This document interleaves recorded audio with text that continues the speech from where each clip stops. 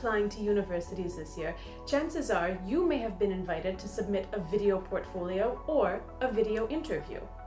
You're probably asking yourself, what is a video portfolio? How is it different from a regular interview, and what can I do to prepare? Hi, I'm Katherine Mehta, co-founder of Xtraview, and in this video, I'm going to be sharing with you 3 tips that you can use to succeed in your video portfolios. Tip number 1 is to set the stage. When you're in a video interview or video portfolio, your setting is whatever is visible on screen. It's also what's audible, and it includes the lighting. You want to make sure that you are in a non-distracting setting so that the person who is either interviewing you or watching the video can pay attention to the most important thing, you. Your background should ideally be either a clean white wall or something else that's nondescript and non-distracting. You don't want to be in front of a dirty room. You don't want to have a cupboard hanging open behind you. You don't want to have people crossing back and forth in the background.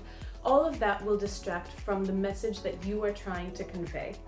Make sure too that there are no distracting background noises. People talking in the background, the sound of traffic, noises coming from the kitchen or other parts of the house. Before you go to record your interview or portfolio, make sure that you tell others in the house that you'll need them to be quiet for however long the duration is, so that there's no distracting background noise. You should also make sure that you're in a well-lit place. The lighting should be coming towards your face rather than coming from a source above or to the side. Natural light is best, so if you can record the video at a time when you have natural light coming in from one of the windows, that's ideal. Another important part of setting the stage is your appearance. Treat the video interview as if you were going to a real-life interview. Think about how you would dress, how you would do your hair, and how you might do your makeup. You want to make sure that your appearance conveys that you're a serious and committed candidate, and so you should dress the part for the role that you hope to land. Your setting is important because it's a form of non-verbal communication. Your setting not only has the potential to make or break your interview, because if people are distracted by what's going on in the background, they're not paying attention to you. Worse yet, if your background is so distracting because it's messy or there are too many other distractions, you risk sending the message that you don't care that much about the interview because you couldn't even be bothered to find the right setting. So keep these tips in mind to make sure that your setting is perfect for the interview. Tip number 2 is to make sure that you fully understand and answer all parts of the question being asked. I'm going to illustrate this with an example. Let's say in the video portfolio or video interview, you're given the prompt, "Why are you interested in our college?" To this, you would want to demonstrate the deep research that you've done on the college and why you know it's the place for you. So you might talk about things like the academic majors that interest you, the professors, the classes, the research opportunities, and other things like student life, the size, the location. All of these are really valuable pieces of evidence to show why you understand why that college is the right fit for you and what makes you excited about it. Let's say, on the other hand, you're asked, "Why are you a good fit for our college?" Now, it might be tempting to use the same information and go into the same response, but this would be a mistake because you're not fully answering the question asked.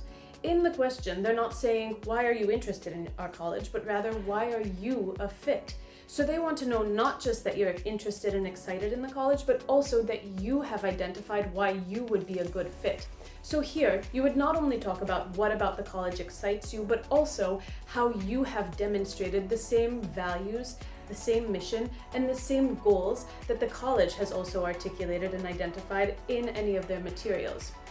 You might talk about the things that you've done in high school that are a demonstrated track record of your work, your interests, your capabilities, and how you would be able to bring that to the college through your future involvement.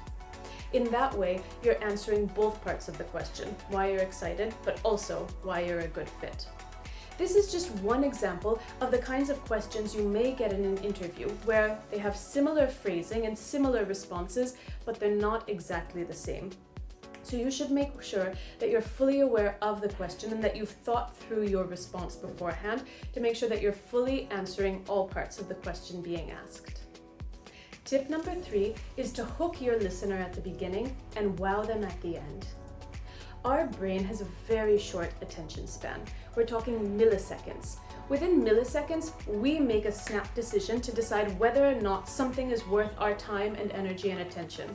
If not, if we find it dull or boring, our attention diverts elsewhere. The same is going to hold true when you're going into your interviews. You need to make sure that within seconds, you've captivated your listener or the person you're speaking to so that they're drawn in and they want to learn more. This is called your hook. You want to make sure that your video portfolio or your interview begins with a hook. So give them interesting, relevant, and compelling information about yourself, about your experiences, or about the way you see the world. And then go on to give more context or to elaborate on that. This hook is really crucial so that people continue to pay attention and to engage throughout the rest of the video or the interview. The second part of this is to make sure that you leave them with a really strong conclusion.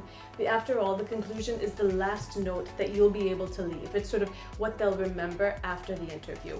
So in your conclusion, you should always express some form of gratitude, whether you're saying thank you for your time and consideration or thanking the person who's interviewing you, but also make sure that you have a strong concluding statement that sums everything up and leaves them with a lasting positive impression.